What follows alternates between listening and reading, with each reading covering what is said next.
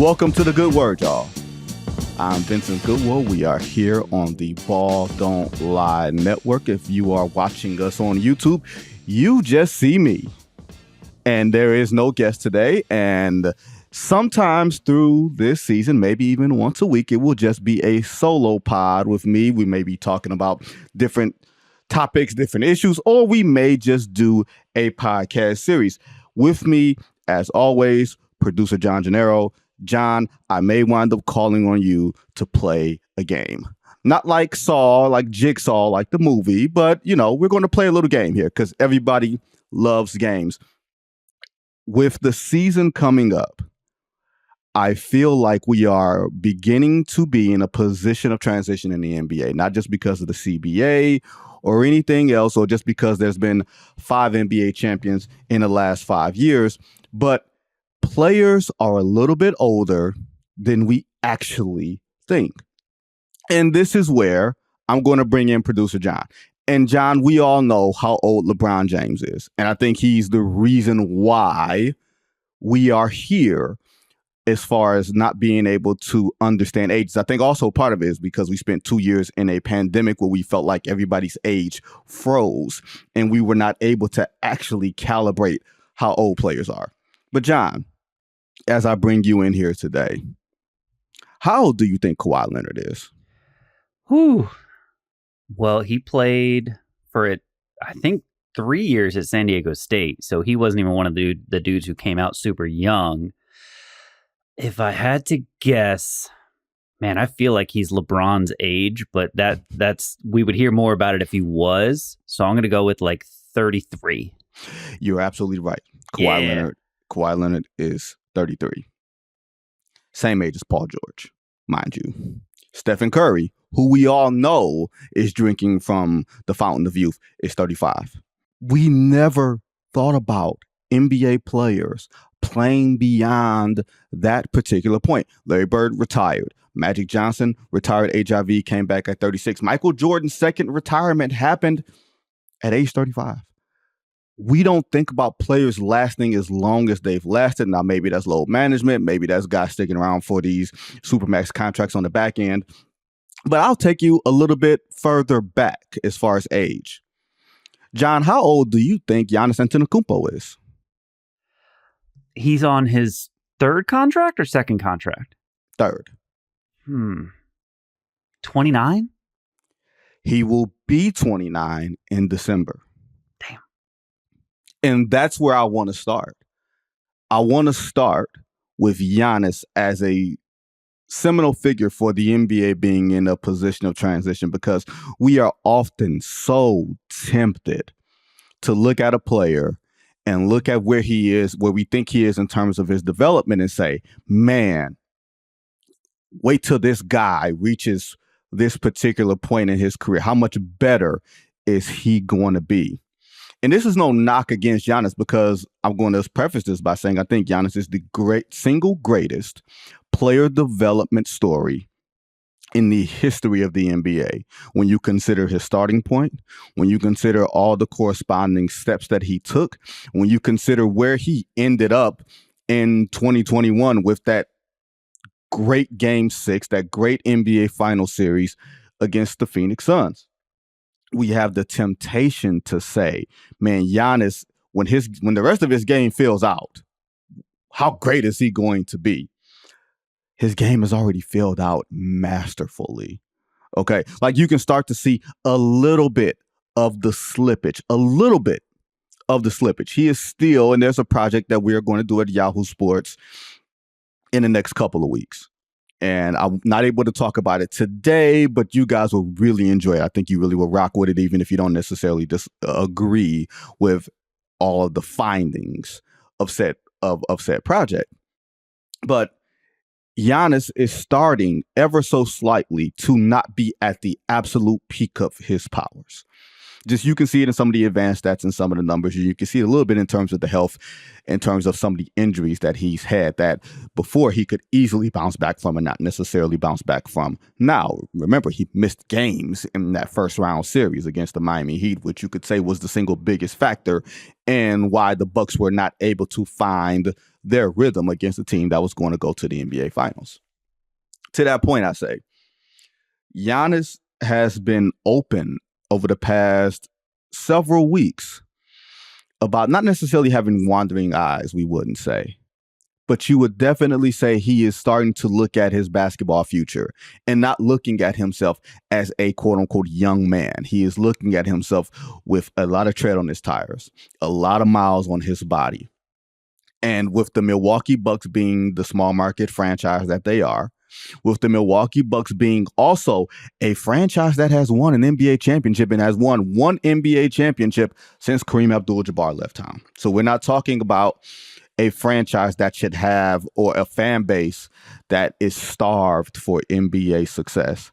And Giannis is saying, hey, you know what? If the Bucks aren't doing everything they can to build a championship team around me, I'm going to have to look elsewhere. That is honestly in the superstar handbook if you are anybody other than Damian Lillard. That is honestly the point that we thought Stephen Curry was going to get to before the Golden State Warriors pulled a championship out of their behinds in 2022. Okay? The aspect of player loyalty in today's NBA of the one-name superstars being with one franchise for their entire career. You're thinking of Tim Duncan, you're thinking of Dirk, you're thinking of Kobe, and for the moment, you are thinking of Stephen Curry. For the moment, you are thinking of Giannis. For the moment, you may even be thinking of Joel Embiid, even though he does not have championship bona fides or even, let's say, a conference finals appearance on his resume. You know what I mean? Let's keep it a buck there, right? You were probably thinking of Nikola Jokic too. He has certainly entered that strata. You don't think of Nikola Jokic. I see John shaking his head trying to figure out where Nikola Jokic figures into this. Yeah, two-time MVP, Finals MVP, put together one of the greatest runs in the history of NBA postseason basketball. Yes, he fits, John. Absolutely. Wait. Isn't he just Giannis a few years ago? He could be.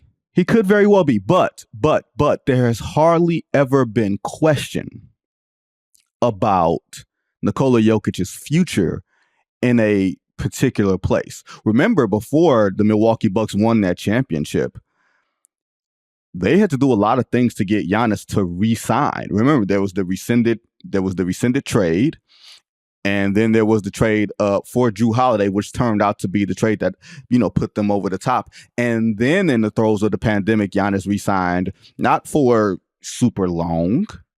He extended for 3 years. That is why he is perpetually putting pressure on the Milwaukee Bucks. Also, a franchise that has gone through quietly an ownership change. You don't really go through ownership changes, folks, with billions of dollars on the line if you believe your number one moneymaker is designed to stay for the long haul. Not to say that he won't, but let's assume that there's enough doubt that someone would say, you know what, maybe I should get out now while the getting is good. And then in comes Jimmy Haslam of the Cleveland Browns to take over. And there's some weird governorship issues there as far as John, it's one of those weird things as far as they alternate governors every 5 years for the Milwaukee Bucks, where basically the decision maker, as opposed to majority owner, makes decisions in 5-year cycles. Yeah, it's a weird thing. I don't think that's ever been precedent in NBA history. But when you consider now it's billions of dollars for these franchises as opposed to hundreds of millions of dollars, you can see why these things sort of change, because it's way too much money on the line. You got new arenas, you got a superstar there, all these other things. I digress. My general point is, to keep a superstar, you have to do so much. And think about Giannis. We think of Giannis as being the anti-Kevin Durant, right? Kevin Durant was the guy who left the small market Oklahoma City Thunder to go to the dynastic Golden State Warriors. Remember when Kevin Durant signed on the dotted line for his extension with the Oklahoma City Thunder? That was on, I believe, July 7th, 2010. That day ranks in infamy in NBA history, or as I like to say, comedy. Because, John, on July 7th, 2010, do you know what happened? John says no. July 7th, 2010, I believe that's the date. That is the day of LeBron James's decision, where LeBron James left from Cleveland to go to Miami, which started this whole player empowerment thing. And Kevin Durant was branded as the guy who was going to stay with his hometown team that drafted him, right? And he was going to be the anti-LeBron James. Fast forward 6 years later, Kevin Durant goes on a Players Tribune, says my next chapter with a Golden State Warriors emblem on it. And now we have shifted that Kevin Durant role to Giannis Antetokounmpo. We have given him a label that he hasn't necessarily campaigned for. And now we are at the point, we are reaching another inflection point where we have to say, A, has this player played his absolute best basketball, which we honestly could not have said for Kevin Durant or LeBron James when they left their respective hometown teams or their drafted teams. The best of LeBron James objectively happened with Miami. The best of Kevin Durant, you could pretty much say, happened with the Golden State Warriors, where the infrastructure of the Warriors met up with all of his talents and all of his versatility for that short period. And even if Kevin Durant is a reasonable version of himself, with the injuries and a few other small factors, he's not necessarily 100% of that guy. He may be 98% of the guy that he was in Golden State for up until Giannis's manifesto in the 2021 NBA Finals. I was a member of Kevin Durant as the best player in basketball and has been since 2014. So I am by no means am I stepping on Kevin Durant. But my larger point is we're talking about Giannis reaching a point where his contract is going to be up, or he's going to be able to reach free agency. And the Milwaukee Bucks may have to entertain the thought of trading him. I'm not saying they have to do it right now. I'm not saying it's even something that they have to do necessarily a year from now. But I am cautioning, especially for franchises who are in this trick bag of surround the superstar with veterans.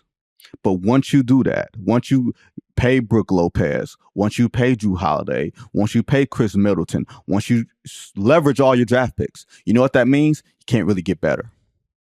You cannot actually get better because old guys don't get better. Old guys are just more seasoned. They just know how to go through the gamut of an 82-game marathon and then a 3-month playoff marathon, and you hope that they stay afloat. How does that jibe with getting better and keeping your superstar happy? It's almost an impossible task unless you add a veteran that's on a lower grade contract and you're not too concerned about reaching into second aprons of luxury taxes and things of that nature. And John, yes. I just want to make this point because I think it's a good one, and you're dancing around it, even though I know you probably mean it, which is LeBron left the Cavs, I think the year after they lost the finals, right? When he went to Miami. No. The Cavs reached the finals in 2007. Yeah. Lost in the second round in 2008. Lost in the conference finals in 2009, and lost in the second round to Boston in 2010. But they were a championship contender when LeBron left, but he made the decision of they can't get any better than this. Durant left OKC after being in the Western Conference Finals? Yes, in 2016, the Western Conference Finals with a 3-1 lead over the 73-win Golden State Warriors, yes. And people were mad at LeBron and people were mad at Durant for leaving because they were like, you're already on a championship contender. And I think what LeBron and KD were trying to tell us is these teams can't get over the hump. There's a limit. They cannot get any better than this, and we are not the best team in the league. There are other teams that will beat us in a 7-game series. And I think your point is like Milwaukee might be in that position now where they are a championship contender every year, but they also might be in a position where they can't get better. They can't get over the hump. How are they going to compete with the top 3 teams in the league? Yes. There's also a human factor here because LeBron left Cleveland for Miami. Let's be perfectly honest here. That is no utopia. All right. And Kevin Durant left Oklahoma City for the Bay Area. Okay. So you factor in competitiveness. You factor in, I got to win, which coincides with basketball mortality. And you add Giannis to that equation and you say, okay, this is a Nigerian guy with worldly interest. He is spreading his wings. He and his brothers, you can see, their life story. And Giannis is spending more time in other places. And there's nothing wrong with that. And to be perfectly honest, John, I don't think, at least I would hope, that if Giannis does make the choice to leave Milwaukee, because he brought them a championship, he's in a much different, much more advantageous position with that franchise, with that fan base than Durant and LeBron are. I just think we have to get it out of our minds that it's impossible for a player to leave. Like I know, whether it's the Lakers, the Clippers, the Knicks, whomever, any franchise with resources, or the Toronto Raptors, any franchise with resources, that it is a world-class American city that has a bunch of things outside of basketball to offer a superstar, you're going to try your best to keep your powder reasonably dry in the event that you can acquire a player like Giannis. And that's not to say, to John's point, that the Bucks can't win, because in the Eastern Conference, until or unless the Miami Heat acquired Damian Lillard, and by the time you guys hear this podcast, it could actually happen, right? There's nobody that the Milwaukee Bucks will fear in a 7-game playoff series. You're not going to fear the Boston Celtics. They're too combustible. You're not going to fear the Philadelphia 76ers because they ain't never done.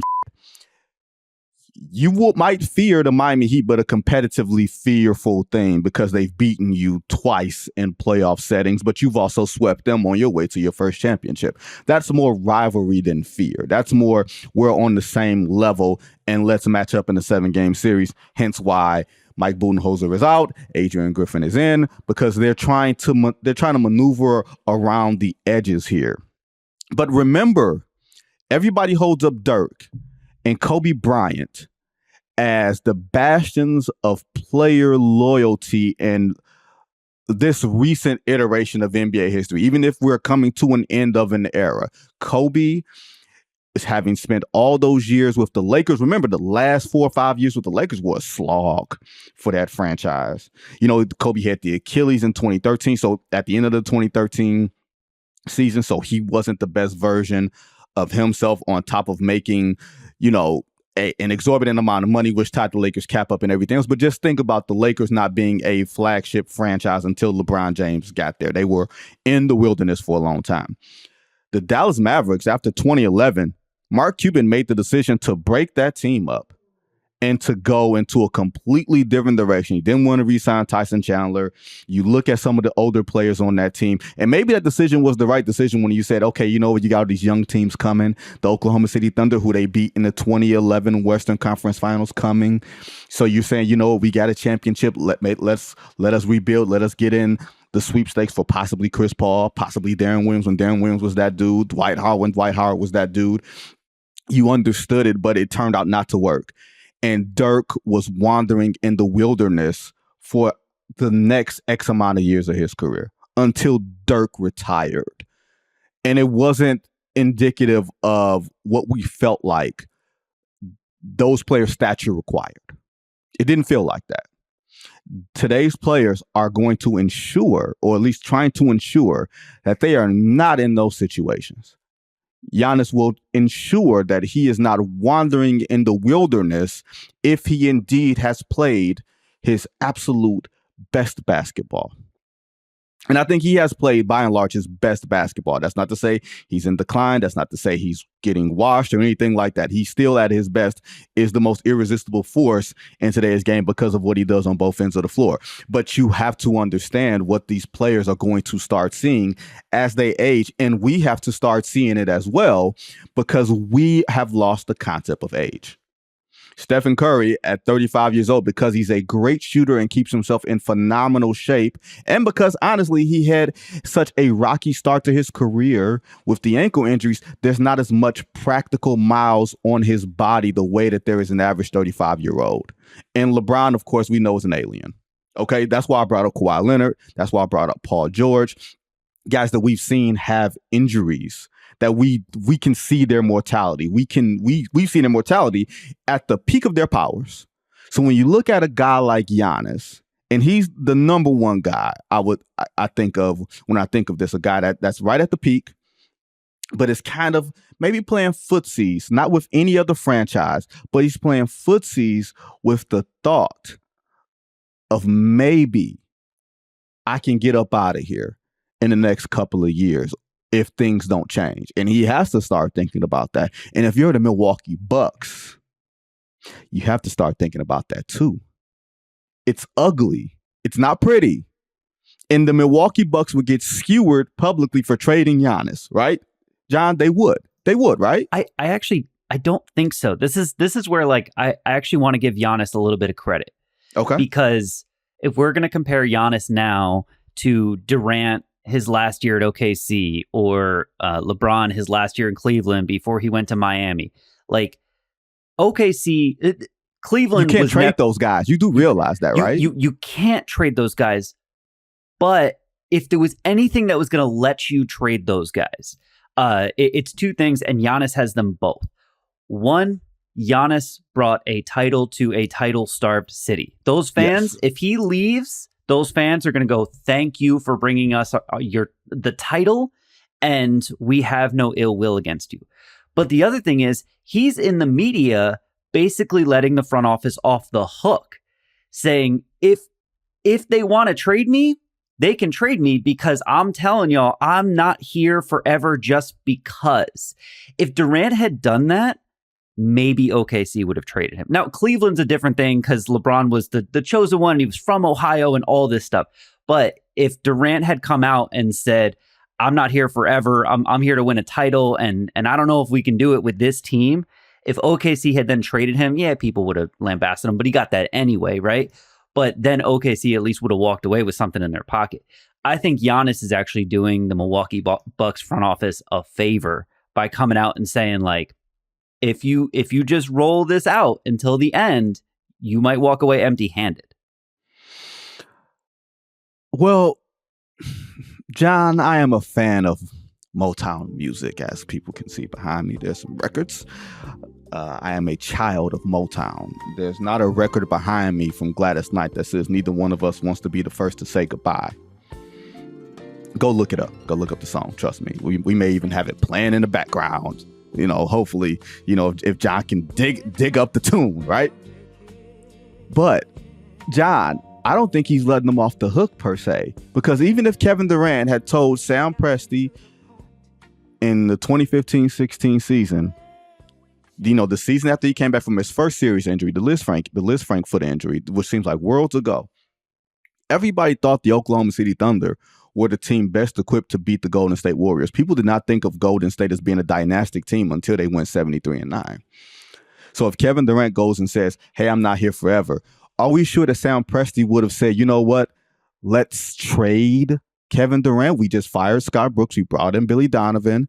We think we can make a legit run here for a championship. Do you throw away the possibility of a real championship with a player like Kevin Durant because he says he's not going to be here forever, or because Kevin Durant is want to change his mind, as we've seen? Do you think, hey, y'all, we can figure this out here and we can at least get a championship on the back end of this? I don't know if you trade Kevin Durant. I know you don't trade LeBron James. I don't also think that you trade Giannis unless he asks for it. You're not trading Giannis unless he asks for it. Like in this world of trade demands and player empowerment and, Damian Lillard is catching all this hell, you sign the contract. You should never ask for a trade. You should never ask for conditions upon, re-signing, and then they're paying you $60 million. How dare you ask the Portland Trail Blazers to, put a veteran team around you so you can win. Shut up and take your money. All right, whatever, cool. Yeah. Keep living in that fantasy world while we sit here and live in the realism of professional sports and the realism of NBA contracts, NBA mortality too. Giannis is approaching age 29. He's getting closer to where he can see the apex of his career, where he can see, these injuries are piling up. And I'm going to need more superstar help to help me not only through the 82 games, but through the Las Vegas play-in, but through, playoff rounds in case I miss games. And if you're the Milwaukee Bucks, you wind up finding yourself in a position, do we go out and get this veteran player on a bad team to try to bolster what we have, put ourselves further into luxury tax territory and to second aprons? Do we completely go for it, or do we press the reset button on this while we still have a little bit of flexibility, while Giannis still has great value across the league? I say you go for it, and when the wheels fall off, man. That's what I say. I say you go for it, especially in the Eastern Conference. Even if I would pick the Miami Heat in the playoff series if they got Damian Lillard over the Milwaukee Bucks. If I'm the Bucks, I take that chance. Not just this year, but next year. These championship windows are finite. I live in a city, y'all, where they have not won a playoff game since May 26th, 2008. Game 4 of the Eastern Conference Finals, Detroit-Boston, the Antonio McDyess game. That was the last year of the Detroit Pistons making 6 straight Eastern Conference Finals. People thought it was their birthright to play in late May and early June. It is no birthright in the NBA. And they didn't have a superstar to build around, which made it a little bit trickier, right? Because they kept running into superstars and getting beat by them. So you could understand a little bit of that. But with Giannis, you got to go for it at every single turn, even if he's telling you, even if he's saying, guys, I don't know if I'm going to stay here for the long haul. Guess what? It ain't going to be great no matter what you get back. And there's only one Sam Presti walking the face of the earth that's going to own every single draft pick for every single draft over the next 20 years. It's only one of those. It's only one of those. And even Sam Presti is going to have to make some decisions very quietly because you can't pay everybody in small markets and you got second aprons. So you have to start trading some of these draft picks as you start paying some of these players. Like you're only going to have one Shea and maybe one Chet, who I think is going to be really good, John. I can't wait to see Chet. Chet, the first Chet and Victor game, I can't believe I'm saying this, wherever it's going to be, either in San Antonio or Oklahoma City, I can't believe I'm saying this out loud. Can't believe my bosses are going to tie me down as I say this out loud. I want to be at the first Chet Victor game. Maybe the second. You know what? Maybe the second Chet Victor game. First one, Victor might get load managed. Chet might get load managed. They don't really fall under the new load management rules because they're not quite all-stars. See how that works? If anybody's going to find a loophole, it's going to be Pop's old ass. All right? Now, to the larger point. It's not just Giannis I'm looking at. It's another guy too. Luka Doncic, a guy who hasn't won a championship, right? But a guy who has been on different iterations of a Dallas Mavericks team that, despite going to the Western Conference Finals in 22, they don't look any closer to actually winning a championship. Is Luka Doncic a guy that you can say he's going to be the best player on a championship team? And if so, how do you surround yourself? How do you surround that? At least with Giannis, you know what you win with. You know how you're going to win. Some guys, as great as they are, we still have lots of questions on if and how you can win with them. So while we talk about maybe Giannis, some of Giannis's flaws, and maybe we've seen the best of Giannis, and he can't be the same force that he was, and he maybe not going to play 82 games all the time. Find somebody better. And that is the end of today's episode. Thank you to producer John. Don't forget, we got Evan, we got Ron, we got Brett behind the scenes doing the videos that you guys see on social media, Instagram, and the place formerly known as Twitter, which if we get charged for, you would never see me there again. So until next week, as we get closer to training camp, closer to media day, closer to the NBA season, and closer to this unnamed project that I'm going to unleash for you guys, we will see you guys next week. Everybody be safe.